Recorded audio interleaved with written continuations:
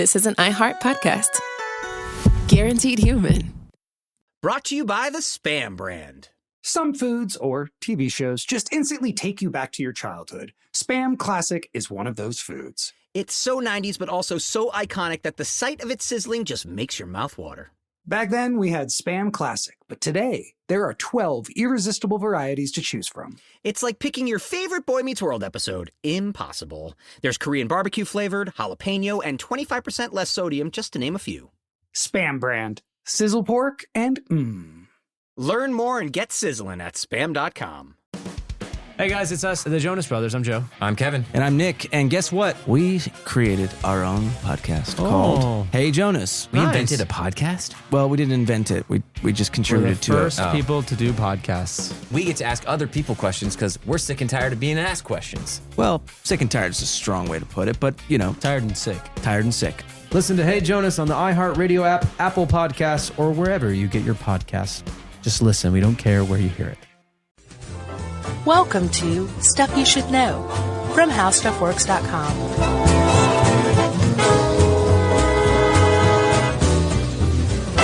Hey, and welcome to the podcast. I'm Josh Clark with Charles W. Chuck Bryant, and there's Jerry.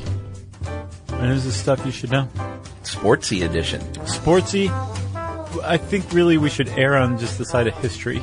Well, I even put a note in here. If you don't like sports, listen to this one anyway. Yeah. Because this is about much more than baseball. Yeah. This is about history and about overcoming adversity. Yeah, like it's a very interesting story because, and we'll get into this, but I think people yeah, we better tend to think of the Negro Leagues, and that's what this is about, the baseball Negro Leagues, which is what they were called. Yep. We don't use that word anymore. No. But you called this that because that's what it was. Right. You tend to think of it in a certain way, which is only, baseball was segregated and they couldn't play in the white leagues, and that's awful, which it is and was. But there's another side to it, too. Yeah, that's a good point, Chuck. Where these men and these business owners were empowered and the players. And it's, that's just a tease. I just wanted to whet their appetite. Oh, you for did. People who hate sports. You whetted my appetite. I'm sitting here like, keep going. Yeah. So I think we should start with a little bit of history, right? So just a brief primer of American history. Okay. We'll start with slavery. It's a good place to start. The transatlantic slave trade. Yeah. Built this country. Yep. And frankly, I'm just going to come out and say it. I think some of the major issues that the United States faces today comes from a lack of accountability for slavery. Really is contributing to a lot of the inequality and a lot of the strife that we still face today and have faced over the decades. Yeah. So you've got slavery, and then you had the end of slavery. You had the Emancipation Proclamation, which a lot of people say, oh, well, that was great. Abraham Lincoln spoke some magic words and freed the slaves, and everything was great. Yeah, it was just perfectly equal after that, right? No. No. So it took the Union to win the Civil War to begin to enforce the Emancipation Proclamation in the South and in Texas. Apparently, Texas were among the last holdouts. And there was slavery going on in Texas like years after the Civil War was over. Oh, yeah? Yeah. They were just like, we're just not going to pay attention to that. Sure. So, the Civil War was fought. The part of the Union victory of the Civil War was coming into the South and saying, like, all you Confederates, you guys are out of power. And as a matter of fact, this power vacuum is perfectly willing to be filled by freed blacks. Yeah. So go ahead, run for office. Become judges, like become part of the Reconstruction power. And that lasted for a very, very short time. The white Southern former power base who were leading the Confederacy, and even ones who weren't necessarily part of like the actual Confederate government or even the Confederate Army, but just the people like in your town who used to own the sawmill or whatever. Right. That guy came back in power within a couple of years, and the white Southerners who'd been supplanted, when they came back into power, they remembered the black people who had tried to take their positions. Right. And so it got ugly. Yeah. And so rather than having actual legal slavery, it came in other different horrible pernicious forms, which came to be called post-Reconstruction, the Jim Crow South. Yeah, and boy, we need to do one. I've had it on my list for a while on Jim Crow, period. Yeah. How about this? First of all, where'd you get this other really good article? It's on the Major League Baseball website. Was it? Yeah. In the prehistory section of that one, and this is just to show you the tone of things. In 1857, there was a Supreme Court Chief Justice, Yeah. Roger Taney, who, it's funny that the way this writer put it, he said he's campaigning hard for a spot in the American Scum Hall of Fame. I like that. It's pretty funny. Yeah. In his official writing, this is the Chief Justice of the Supreme Court, said, Negroes were so far inferior to whites, that they had no rights which a white man was bound to respect. This is the Chief Justice of the Supreme Court. Yeah. I think I need to say that like 4 more times. Yeah. Before it sinks in. That was 2 or 3. This is what was going on, despite the Emancipation Proclamation, despite the 14th Amendment. Well, that was actually before it. That was during the time of slavery. Yeah. Yeah, True. just to excuse that guy. But after that, despite the amendments to the Constitution, despite all of that, it took to the 1960s to even begin the slightest bit of real progress. Yeah, that's true. Not quite true, because history is littered with people who've made advancements. They and I don't want to knock that. But in a systemic manner, yeah, totally. You're right. It wasn't until the 60s. But part of the problem too was, and this is a valid point, other courts had said, like there was this Justice Henry Billings Brown, said legislation is powerless to eradicate racial instincts or to abolish distinctions based upon physical differences. Basically what he's saying is like, we can create laws, but you're not going to change public's mind by creating laws. And you can't like abolish prejudice. Right. And so if white people think that black people are inferior to them, who are we, the government, to say otherwise? Yeah, or to try maybe and legislate our way out of it even. Right. So in, I think 1896, there was a court case called Plessy versus Ferguson. Yeah. And in Plessy versus Ferguson, the Supreme Court upheld and legitimized and actually made real the segregation that had already been going on, right? Ever since Reconstruction, or ever since the end of Reconstruction, the beginning of Jim Crow laws, right? So the United States was officially segregated in 1896, but baseball had actually segregated years before that, but not as far back as people think. And a lot of people think that baseball had always been segregated up until 1946. Yeah, when Jackie Robinson broke the color barrier. I think 99% of people think that Jackie Robinson was the first black American to play pro baseball. Including me until yesterday when we started researching this. Yeah. Oh, yeah. Did you know this already? Yeah, I mean, I'm a big baseball fan and a bit of a student of its history, so I knew. Oh, okay. So tell them, Chuck. Well, who the guys were specifically? Well, yeah. So in 1867, I think, 2 years after the Civil War, there was already baseball. Remember, Abner Doubleday created baseball in what, 1839? Oh, in like 1300. And that's a legitimate story, right? That's not, like he really did, he was the inventor of baseball, and it did happen in Cooperstown, New York and all that, right? Yeah. Okay. Well, I don't know, but was he in Cooperstown? I believe so. Okay. Well, that makes sense. So, within, just a couple of decades, there was the National Association of Baseball Players. They were the league, right? Yeah, I mean, not within a couple of decades, a couple of years. Oh, really? Yeah, like literally 2 years after the end of the Civil War, there was a African-American team called, I actually don't know what their name was, but they were out of Philadelphia, and they said, we want to join your league, which was the National Association of Baseball Players at the time. Mm-hmm. And they were rejected as a team, of course, at the time. And, but that didn't mean that there were not players individually. Right. That's a huge caveat. Yeah, it was a little bit later in 1886, finally, and not for too long, we had two brothers, Moses Fleetwood Walker and Welde Walker. Yeah. And, Moses. Who do they play for? The Toledo Blue Stockings. That's right, baby. My hometown integrated baseball team in the 1880s. You were totally right. Moses was, he was older. He played 42 games for the team. Welday only came along and played in 6 games. Moses hit .263 that season. And they were the son of a physician. Oh, yeah? Like the first, black physician in Toledo. Nice. And, went to college, played baseball at Oberlin in Michigan. Yeah. So, I know the Wolverines. I didn't know Oberlin even had sports. Well, this is the 19th century. I think they phased them out. Phased them out in favor of, Debate. acoustic guitars and debate. I know a lot of people that went to Oberlin, weirdly. Really?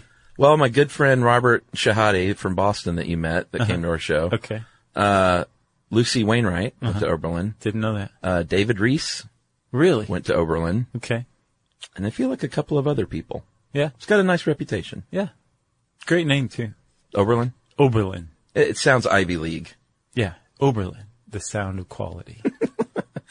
Oberlin. Sounds Ivy League-ish. Right. That's on their t-shirts. Although we do need to give a shout out. There was one guy in 1879, William Edward White, who substituted and played 1 game. Oh, yeah? Who was officially, and this is a little murky history-wise because we don't know much about him or how it happened, but supposedly he played 1 game as a professional baseball player as a black man. Is that right? Yeah. And this is when?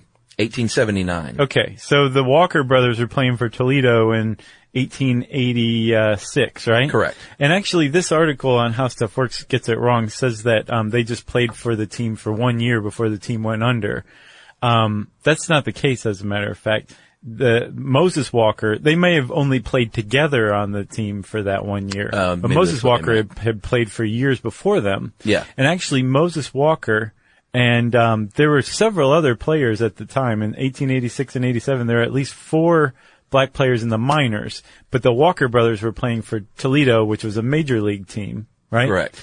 But the presence of Moses Walker actually brought to the fore this kind of simmering resentment, and kind of the big elephant in the room. There's a black guy on your team. Right. What are you guys doing? And so Toledo actually went to go play the White Sox in Chicago. And the White Sox had this, like, their great player of that season, I think in 1884. Who was it? Cap Anson. Great nicknames back then. So Cap Anson he said some horrible things and ultimately was like, I'm not playing if that man's on the field. Yeah. And, Moses Walker was actually injured and still was like, oh, well, I'm definitely going on the field today anyway. Yeah. So he dressed out and, I'm not sure if he actually played in the game, but he was like part of the team. And Cap Anson was not indulged. Toledo was like, we're not taking our guy out. He's one of our players. So Nice. Cap Anson can go suck an egg. And Cap Anson went and sucked an egg. He was really mad. But, the issue that day, that dispute at Comiskey Field, brought to the fore the concept of integration and ultimately segregation among Major League Baseball teams. And it actually increased the pressure among owners and managers to get rid of the black players, not just in the majors, but in the minors. Yeah. There was another player too. I read another story about, and we'll get to Roy Campanella. He was better than Jackie Robinson at the time. A catcher who was just amazing, Hall of Famer.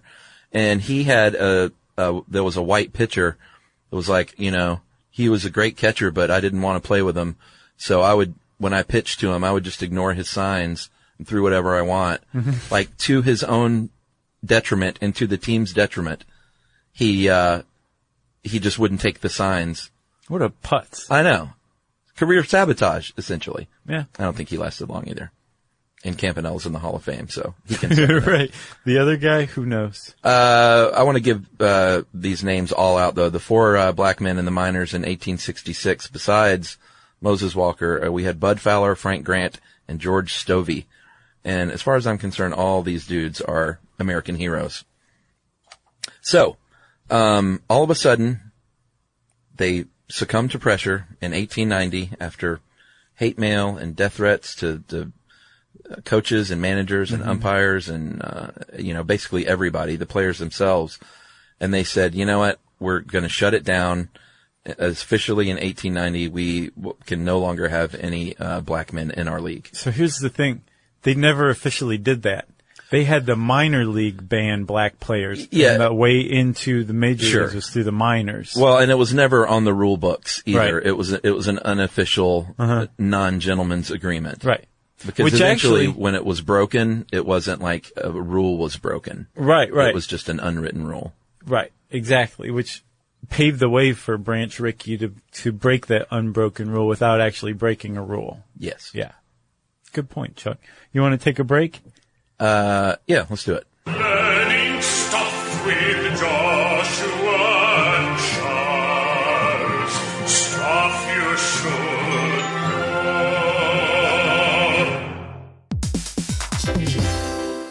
Stuff You Should Know is brought to you by the Spam brand. Here's some sizzling hot knowledge for you. Did you know there's a blue can found around the world that's so beloved there are entire festivals dedicated to it? Are you talking about beer? No, it's Spam Classic, Chuck. That's right, and it's also delicious. That cultural icon went from the meat that won the war in the 1930s to having a museum dedicated to it. Today there are 12 mouth-watering varieties like teriyaki, tocino, and Korean barbecue flavor, just to name a few. And, of course, Spam Classic, all waiting for you to fry up into your favorite Spam dish. There's simple, crowd-pleasing dishes like Spam Classic and eggs, or flavorful cultural favorites like Spam Musubi, a perfectly fried Spam slice on a bed of rice wrapped in nori. It's a sweet yet savory Hawaiian favorite. So, while we serve up cans full of wisdom, you need to sizzle up some Spam Classic and bring that crispy on the outside, tender and juicy on the inside goodness to your next dish. Spam brand, sizzle, pork, and mmm. Learn more and get sizzling at spam.com. Hey, it's us, the Jonas Brothers, and guess what? We have some big news. What's the news, Nick? Huge news. We created our own podcast called Hey Jonas. We invented a podcast? Well, we didn't invent it. We just We're contributed the to first people to do podcasts. pretty wide range of We're podcasts starting that a are out there. trend. But this one's extra special. So how did we actually come up with the name Hey Jonas, guys? I honestly don't remember. I think it was on a call about what we should call it, and Well, we were thinking originally calling it one of the early names of our band before Jonas Brothers.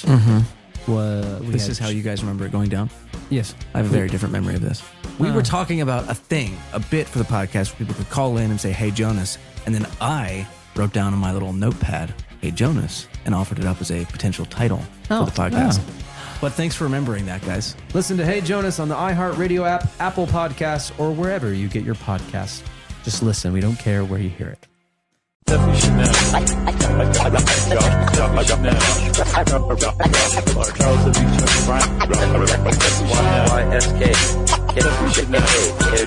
All right, man.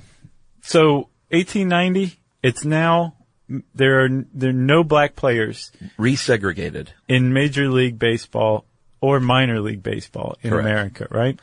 That's right.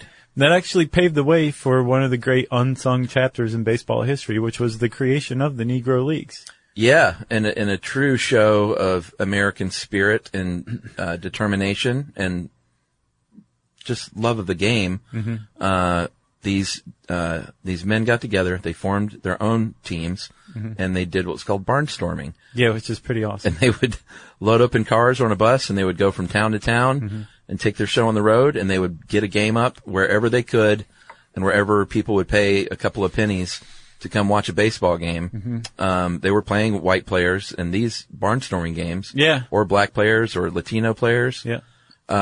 Yeah, because that's a definite overlooked segment of the early baseball history are Latino players. Oh, totally. And one of the cool things about the Negro Leagues is they were integrated. They had Latino teams like the Cuban Kings out of New York, I believe. Yep, and one white guy.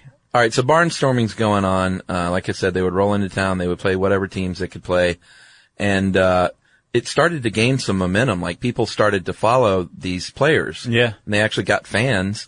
And there was a former player named Andrew Rube Foster who owned one of those teams. And he said, you know what?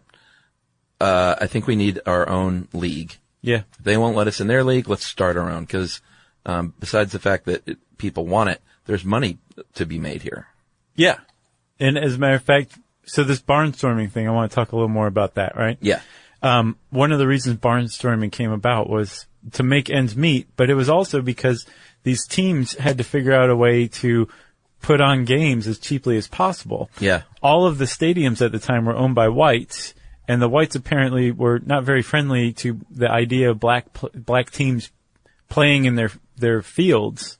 So if it were just like black teams playing one another, the white owners of the fields would just charge an exorbitant amount. So these guys were going basically anywhere they could find a place that would stand still long enough for them to play a baseball game on. Yeah. That's what they would play. And they played like 3 games a day. Oh, yeah. Every day. Yeah. And they all traveled together and like hung out with one another and spent a lot of time together. So like the Negro Leagues came out of this kind of camaraderie of barnstorming together. Yeah. Which is pretty awesome. Yeah, it's very cool. So yeah, this guy, Rube Foster, he owned the Chicago American Giants. And confusingly, there's also another Negro team called the Chicago Giants. And the St. Louis Giants. Yeah. Yeah, and but it could be like St. Louis Giants. versus Chicago. Yeah.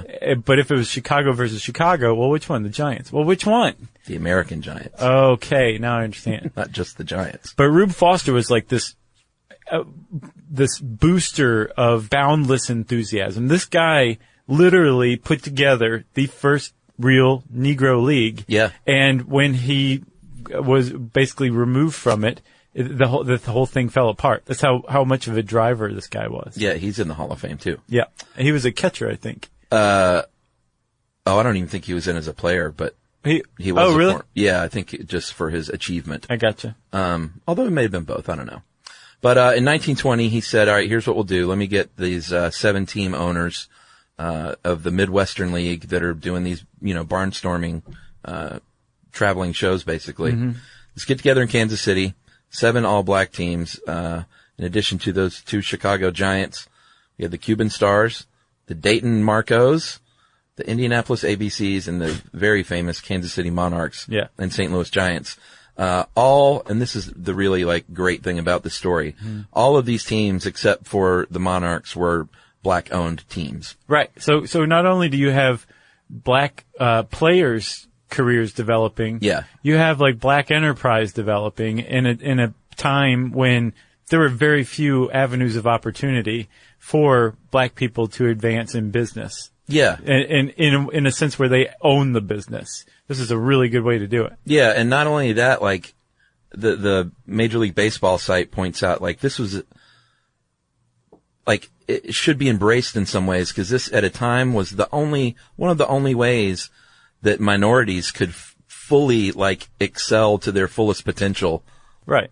And, yeah, and that was a point of that article that I thought was pretty cool, is that one of the things they lamented about the segregation of baseball during this time is that we'll never know how Babe Ruth would have stood up against Satchel Paige pitching to him, because they never got to play each other.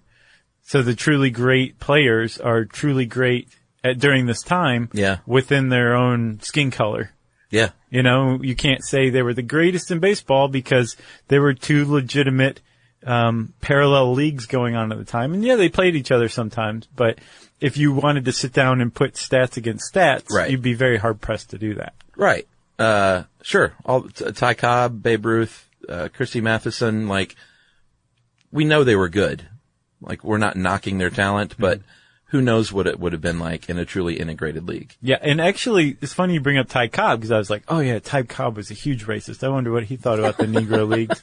And I looked it up, and I found an article from a guy who argues that Ty Cobb was not the horrible racist that he's made out to be these days. Written by Jimmy Cobb. He found, well, he actually did cite his son, and I think his son's name might be Jim. Really? Or Jimmy. Yeah. Oh, wow. But the guy found an article from maybe the 50s or something, 1952, where Ty Cobb is quoted at length coming out in favor of integrated baseball. Yeah. Huh. Saying of course these guys should play as long as, they conduct themselves like professional baseball players. Why would they not be able to play? I'm totally in favor of it. Interesting. It's did Ty Cobb say this? I think that bears more research. Yeah. Because he was supposedly very racist. Yeah, that's not what this guy says. All right, well, I'm going to look into that. That's not what his son says. I'm not doubting you, of course. I just want to... Sure, no, I'm with you. I understand. So we talked about the integration of the Negro Leagues, which was awesome. Pretty soon, other leagues formed, not just teams. Yeah. There was one right here in the South, the Negro Southern League, with teams from right here in Atlanta. Dude, do you know the Atlanta team played directly across the street? Ponce de Leon Park. Yeah, where there's now a Staples and a Home Depot and a PetSmart. And a Whole Foods. Yeah. How, funny is that? Yeah. If you walk into Whole Foods and listen, you can hear the ghost of a bat cracking on a ball. Yeah, I don't think this was the first team in Atlanta that played in the Negro Southern League because they folded that same year. Mm-hmm. But the Atlanta Black Crackers, we also had the Atlanta Crackers, which was the white team. We had the Atlanta Black Crackers, and it sounds funny that we say Ponce de Leon, not Ponce de Leon, but that's how we say it here. It's the street that fronts our office building. Ponce de Leon himself would have punched you in the stomach if he heard you say his name like that, though. But that's the street in Atlanta that fronts our office. And if you go and look on the internet, you can see these awesome pictures of this cool little baseball stadium right there, hundreds of feet from where we sit. Yeah. Really neat. Yeah.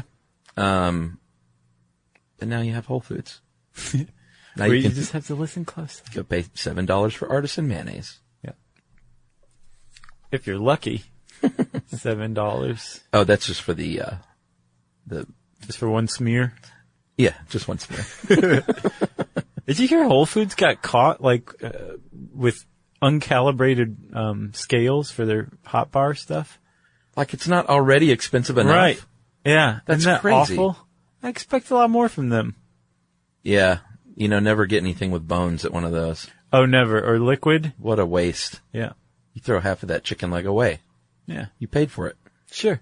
Or just, grind that chicken bone up and eat it and get your money's worth. Yeah, peel it off with your teeth, spit the meat into your little basket and throw the bone back into the hot bar. Yeah. Oh, I didn't think about that. Sure. That's a great idea. And then you can say, I'm no chump. Yeah.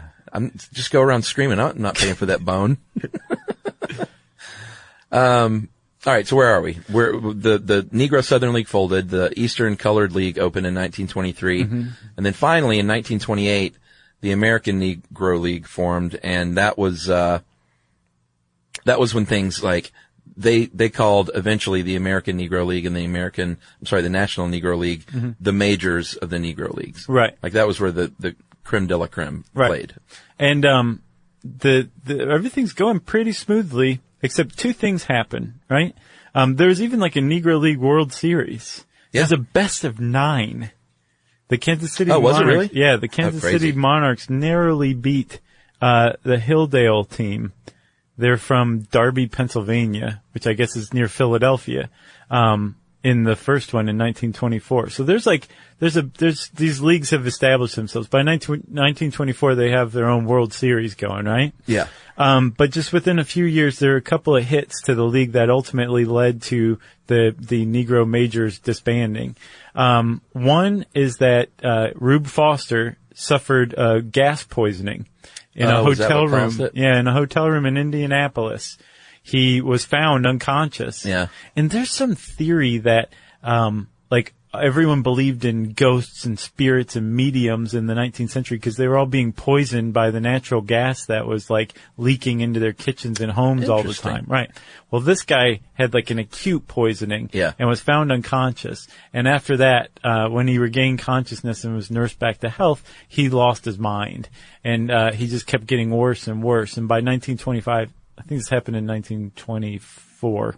1925, he was institutionalized. Yeah. And by 1930, he died of a heart attack at age 51. Yeah. And again, his guidance was so integral, in this first incarnation of the Negro Leagues that, when he, was institutionalized, obviously they weren't well, what does the league do next? Yeah. He was in an institution, and the league started to falter and fall apart. And eventually that, coupled with the Depression, the onset of the Depression, really kind of led to the unraveling of the first Negro League. Yeah, and this, the Major League Baseball site,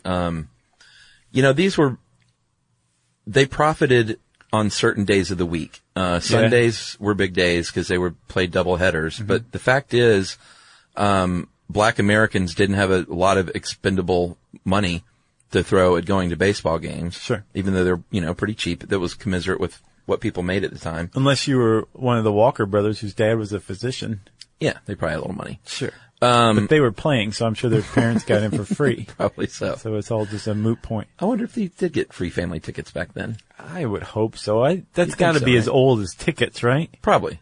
We got to do an episode on tickets. Guest lists.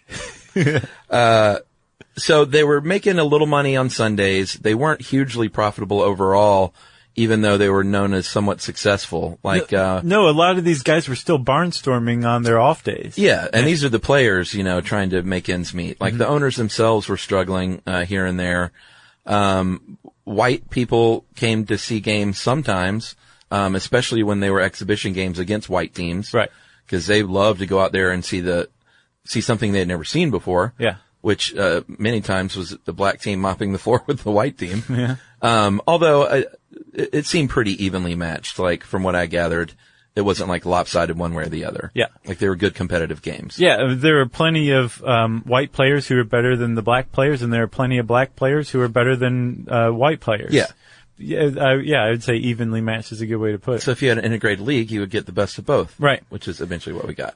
Plus also in some of these cities, Chuck, there were not just baseball was segregated, but just within the city, you had a white team and you had a black team. Right. And that's evidenced in the names of some of the black teams, like the Black Crackers or the Black Yankees. Yeah, yeah. There were the Yankees and then there were the Crackers, right? Right. So if you were a white player or a white person, you're probably a fan of the white team and you weren't going and watching the black teams play. Right.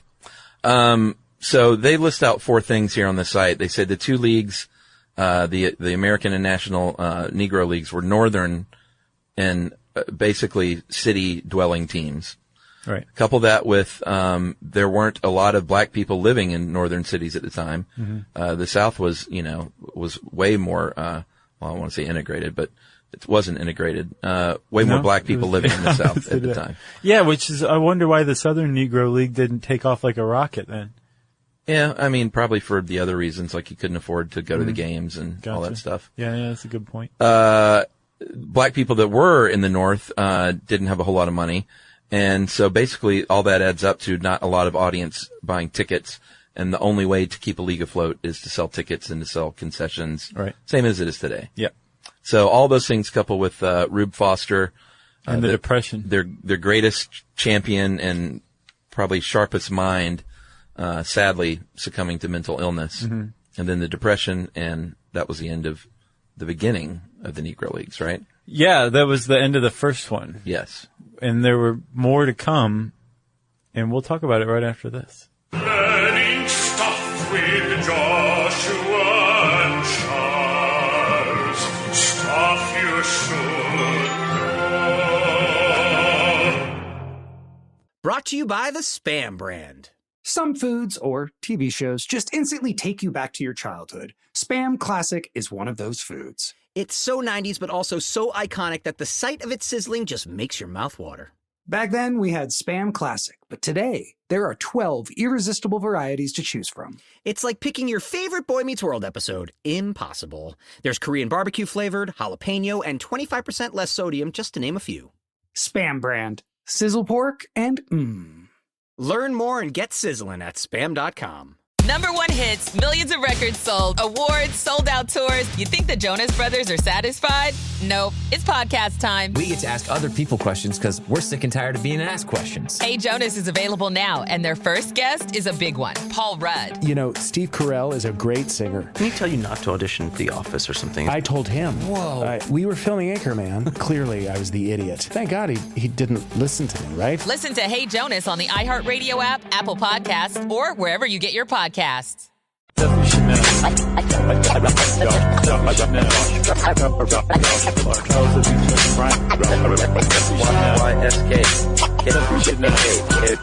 All right, so it didn't take long. The old saying, you can't keep a good man down. People wanted to play baseball. They were good at it. They thought there was more money to be made in leagues. And so what happens is these numbers guys get involved. Yeah. And a numbers man is the numbers game was basically like an illegal, unsanctioned street lottery. Right. So numbers guys had a lot of money. And some of them said, you know what, let's put money into starting baseball teams and leagues. Yeah. And one guy in particular in Pittsburgh, Gus Greenlee. Great name. He was a bar owner in Pittsburgh. He bought the Pittsburgh Crawfords in 1931. He said, well, I've got a team, but I don't have a league. So 2 years later, he formed the second Negro National League, and other numbers guys bought in, and all of a sudden they had another league going. Yeah. And this basically kicked off what's known as the golden age of the Negro Leagues. Yeah. Starting about 1931, 32, 33, when these other teams came about. And Greenlee's team himself, was it his? No, I'm sorry. It would have been right across the river, the Homestead Grays. Yeah, they eventually migrated back to Pittsburgh. Did they? Over to Pittsburgh, yeah. So they were the same team that went from one town to another, or they weren't rivals? No, I think there was still the other Pittsburgh team, but from what I understand, the Homestead Grays eventually became part of Pittsburgh. Okay. Or maybe there was another team, I'm not sure. But I do know they eventually went to Pittsburgh. Because you know Homestead, we've been there. We did a show there. Yeah. Yeah, okay. And I was like, are we going to the right place? Right. When the car was taking me? So Homestead used to have not just a team, they used to have the best Negro League team possibly ever. Oh, yeah, wait, easy. For 9 consecutive years, they won the pennant. Right? Yeah, 9 years in a row. Josh Gibson, Cool Papa Bell, and Buck Leonard, some of their stars. Yeah, just some of them. In 1935, they had no less than 5 future Hall of Famers on the team. 5. That's amazing. Point to a team that has 5 future Hall of Famers on it now, or ever did. Well, some of the Yankees teams did over the years, but I don't think anything right now. Oh, yeah? No, even the best team right now doesn't have 5 future Hall of Famers. Sure, certainly not the Braves. No, we don't have one. I don't know. I could see Freddie Freeman hitting the Hall of Fame one day. Well, Oh, really? I don't know. I haven't been watching the last couple seasons. No, he's our best player, but Come on, Freddie. The best player on the worst team in baseball? Right. Not very good. Casey at the bat. All right, so we did mention that there were exhibition games going on, and things really picked up with the exhibition games now because they were a little well-funded, and this is when white players would come and see the teams playing. I mean, it was basically more popular than ever in both communities. Yes, and we said that they had the Negro League World Series going on, right? Yeah. There was actually another game that came out of this. I think it was, it might have been Gus Greenlee. I think it was. Who came up with it. It was the East versus West All-Stars game. Yeah. And that became bigger than the World Series ever was in the Negro Leagues. Yeah, it was huge. Yeah. So, that became kind of like the de facto big game of the year rather than the World Series for them. And they played it every year, I think, in Comiskey Field. Oh, really? Yeah, in Chicago. Because, East meets West in Chicago. That's right. That's what it says on the T-shirts, at least. So players are starting to make the top players are starting to make some pretty good money at the time. You can't go any further without talking about Satchel Paige, Leroy Satchel Paige. Dude. He was a pitcher. Very interesting dude. Maybe the greatest pitcher of all time in the sport of baseball. Maybe. He was eccentric. He was an entertainer. Yeah. He was like the Usain Bolt of his day. People loved him. Oh, okay. Except he didn't like to run. That would make him a little different. He even said he didn't like to run. Yeah. What was his quote? He said that training for me is rising gently from the bench. Back onto the bench? Right. Yeah. So have you ever seen video or I guess, film of him pitching? Yeah, with those old-timey baggy baseball pants and all. Yeah, that was the style. But he had a weird wind-up. He had this sort of double windmill that he would do with his pitching arm.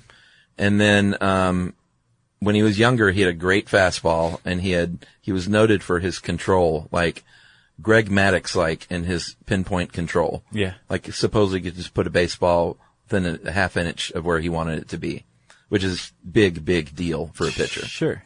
As he lost his fastball over the years, he learned basically every pitch under the sun. Like, he pitched until he was 59 years old. Yeah. He first signed in the majors, white majors, at 42.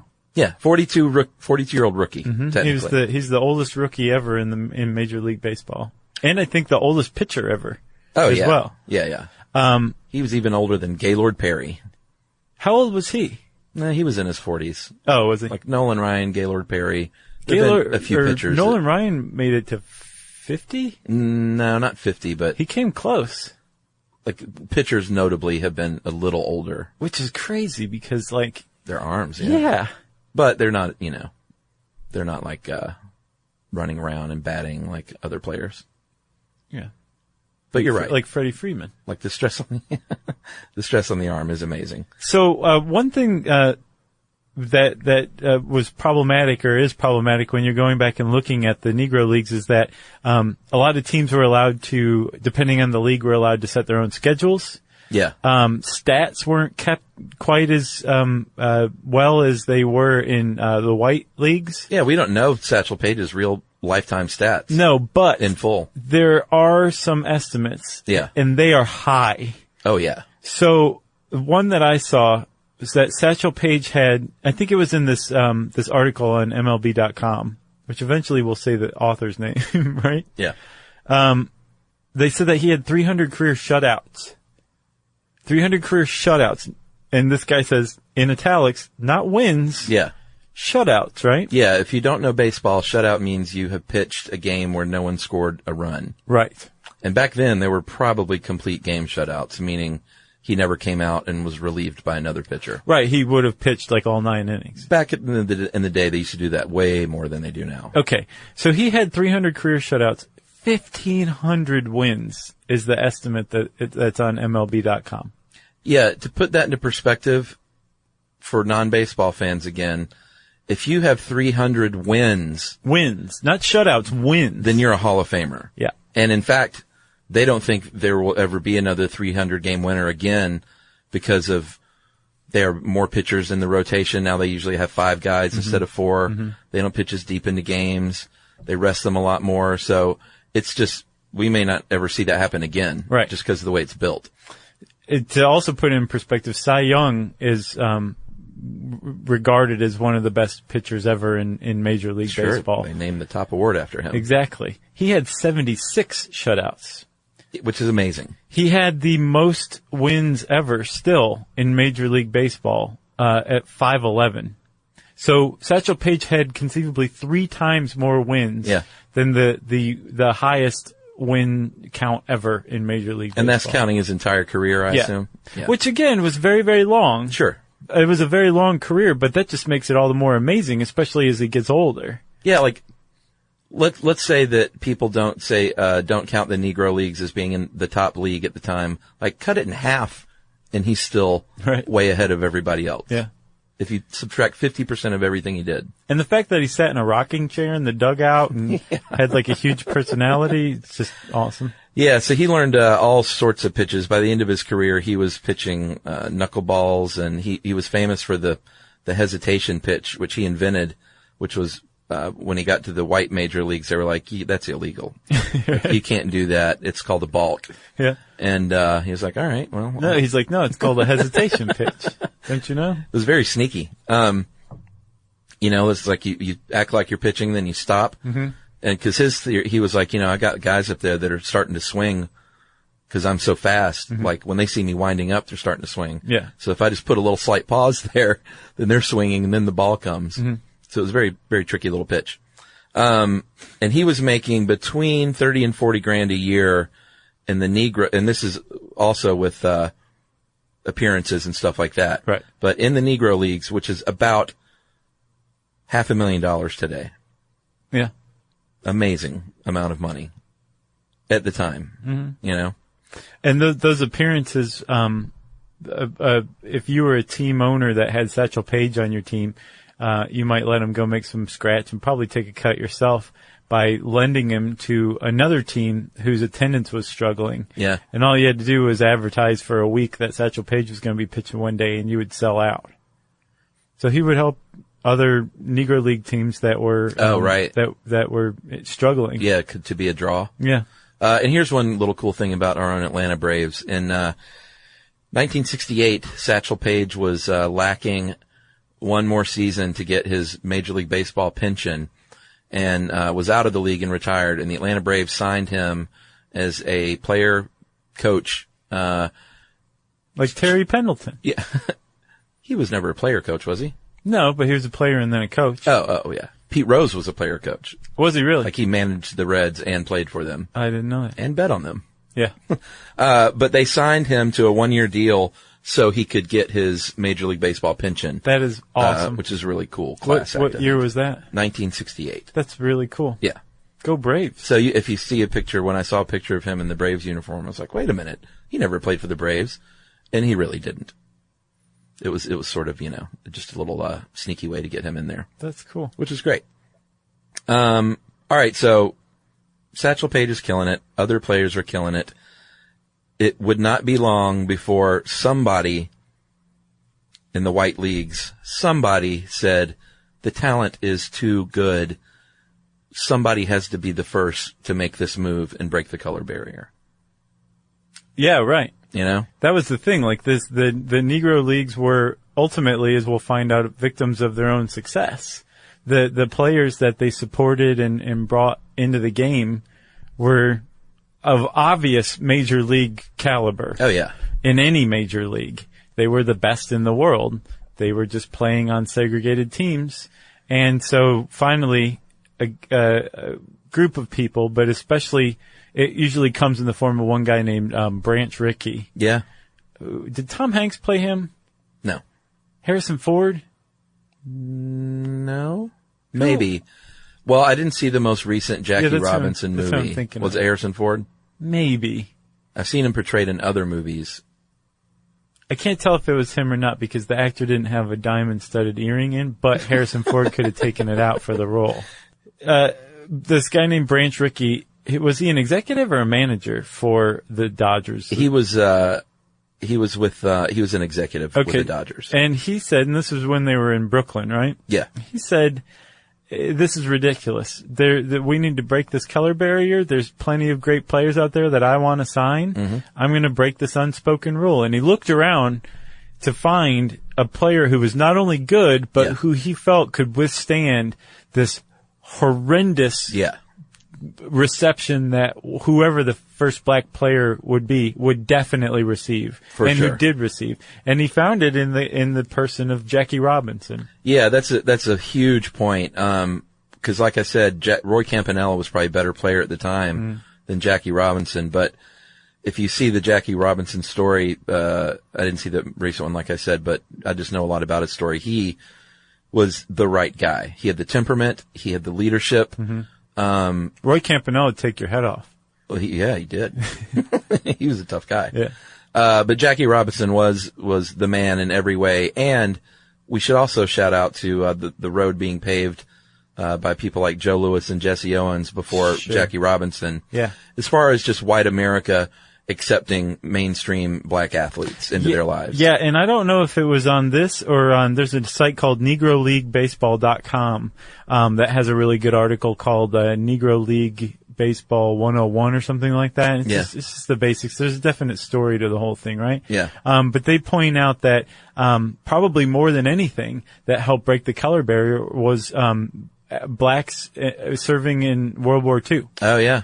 Serving alongside white soldiers and stories coming back from the fronts of like, hey, these guys are killing Germans just as fast as any white guy. Yeah. And at the time, America was like, well, we love that about people. Exactly. So when they returned, the black soldiers came home to a different America that they helped change by fighting in World War II. That's pretty cool. And I mean, the timing of this apparently is not coincidental that Jackie Robinson was signed in 1946, a year after World War II ended. For sure. Yeah. So Branch Rickey was, he was a very puritanical guy. He would often lecture players on sex and drinking and stuff. And, he wasn't just some benevolent champion of the black man. Yeah, that's a good point, man, because a lot of times stories like this end up being about the guy who took the chance and paved the way for the black player. But he did. He did. Like, but he was an idealist. The emphasis, it's just too easy sometimes for the emphasis to go on to that. Where it's like, well, the black player, like, Yeah. he was one of the greatest baseball players of all time. Exactly. Let's put it this way. If Branch Rickey hadn't wanted to sell tickets by fielding a good team, he would have never signed Jackie Robinson. He was a businessman. It's a good The point. Dodgers sucked at the time. Did they? And, but he was an idealist. I mean, he was very much like, no, like this is wrong and they should be allowed to play. Yeah. So, okay. So he was a complex human being like all other Exactly. human beings. Yeah. He can't just be shoehorned into an easy caricature. No. That's great. So Branch Rickey, complicated human being, he selected Jackie Robinson, and it was a great selection. Yeah, Jackie Robinson played 1 year in the minors, which was ridiculous. They should have just, like, he spent his entire life playing in the minors. They should have just promoted him right away. But I think they just wanted to ease that transition. He won the batting title in the minors, his only year there. And then, won Rookie of the Year in his very first year with the Brooklyn Dodgers. Yeah. And, that was April 15th, 1947 was when, he made his debut, which was very, very historic day. Yeah. An amazing day. That Major League Baseball has really, like, honored Jackie Robinson to the fullest now. Yeah, and they It's should. Great. Jackie Robinson definitely threw open the floodgates. Within 4 months of Jackie Robinson being signed, or no, I guess actually being called up to the majors, Yeah. 2 other guys were signed, both in July. And I think that year there were a number of other black players suddenly playing for white Major League Baseball, which is suddenly now just Major League Baseball, not white Major League Baseball. That's right. Yeah. Larry Doby, Cleveland Indians, Willard Brown, the St. Louis Browns, Henry Hank Thompson, the St. Louis Browns, Dan Bankhead, Leroy Satchel Paige made it finally, and of course Roy Campanella, among others. These were the first African Americans in Major League Baseball, and by 1952, just a few years later, there were 150 black players, and by 1954, all but 4 Major League teams had black players. Yep. There were a few holdouts. Yeah, the Boston Red Sox notably were the last. They waited till 1959, 13 years after Jackie Robinson's debut season. Yeah. In the minors. So with the signing of Jackie Robinson and all the players to follow, like you hinted at earlier, and like this article plainly says, it was a very bittersweet end. In one way, it was great. The color barrier was smashed. The league was being integrated, and they were getting their due. Although it was a struggle, but in another way, it was also sad that this league that had so much gumption and such a great, like, we'll do it ourselves then attitude. Right. And empower these men to play and these people to own these teams and start their own leagues. So it was definitely like a weird time in history. Yeah, it is. Like, I think nowadays there's much more of a reverence and a bit of mourning for the disappearance of that league. But, you know, in another way, like I said, it was smashing the color barrier was way more, way more better. You just went into Hulk speak. So, it would have been a much more satisfying end to the whole thing if the Negro Leagues had poached the best players in the white Major League Baseball. Oh, actually, you know what the best possible thing could have been was if the white Major Leagues absorbed those teams and owners and ownership as part of one big league. Nice. But they were like, no, we're just going to take your players. Yeah. Give them to us. Yeah. So, that is Negro League Baseball, the history of it. Yep. Officially disbanded in 1948. And this article says into the 1950s, there were still a few teams playing here and there. And in the early 1960s even, there was like one final team, or I guess one final pair of teams. I guess they had to play somebody. Still playing. Right. Or they could scrimmage themselves. Yeah, it says the Negro American League was the last to throw in the towel in the early 60s. Yeah. So yeah, more than one team. And this article makes a point today, or at least in 2012, Major League Baseball was 40% non-white, which I was like, what? I would have guessed it was the opposite of that. I would not have guessed 60% of Major League Baseball players are white. Yeah, and you know, there's a big push. I think like one of the least represented demographics now in pro baseball are African Americans. Really?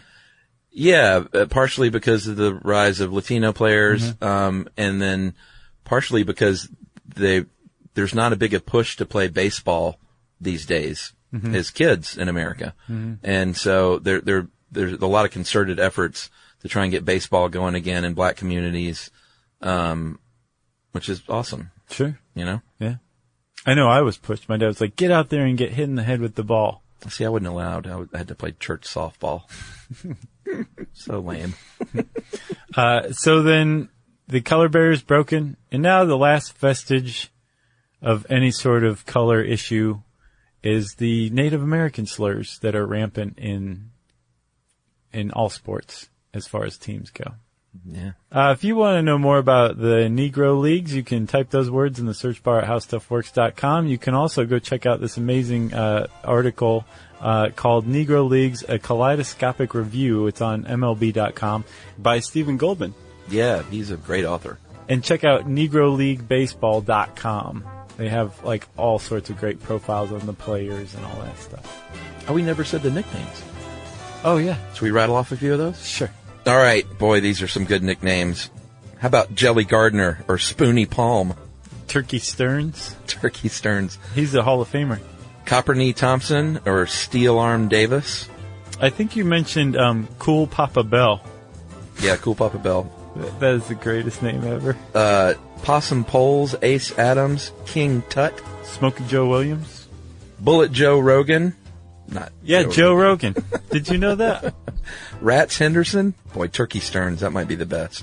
That might be my new hotel pseudonym. Cool Papa Joe. Yeah, but no one would buy that at a hotel registry. Oh, yeah. If you go up and Turkey say... Stearns, they definitely go for. Those are great nicknames. All right. Oh, yeah. Okay, so now that we said Turkey Stearns, it's time for listener mail. This one I'm going to call short and sweet. What do you call it when you remember something with a pneumatic device? No. Mnemonic.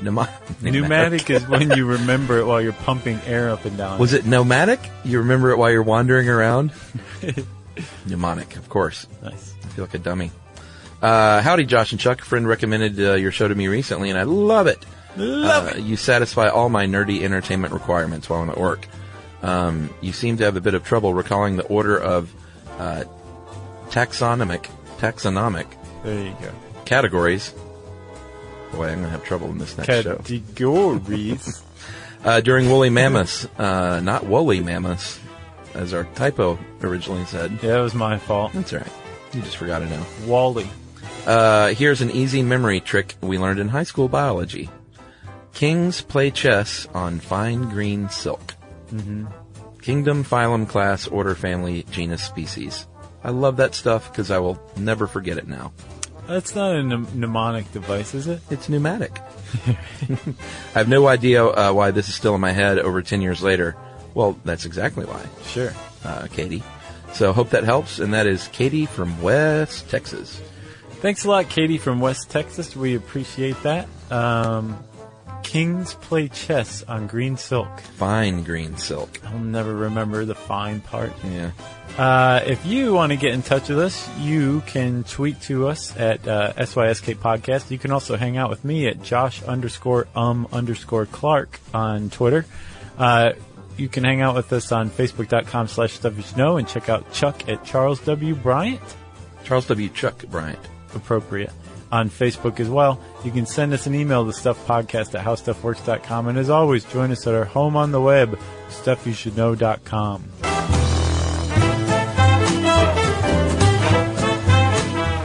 For more on this and thousands of other topics, visit howstuffworks.com.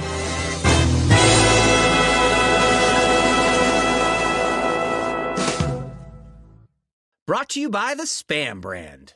Some foods or TV shows just instantly take you back to your childhood. Spam Classic is one of those foods. It's so 90s, but also so iconic that the sight of it sizzling just makes your mouth water.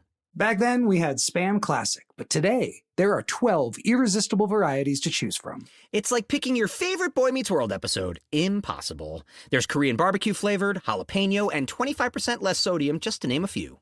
Spam brand. Sizzle pork and Learn more and get sizzling at spam.com.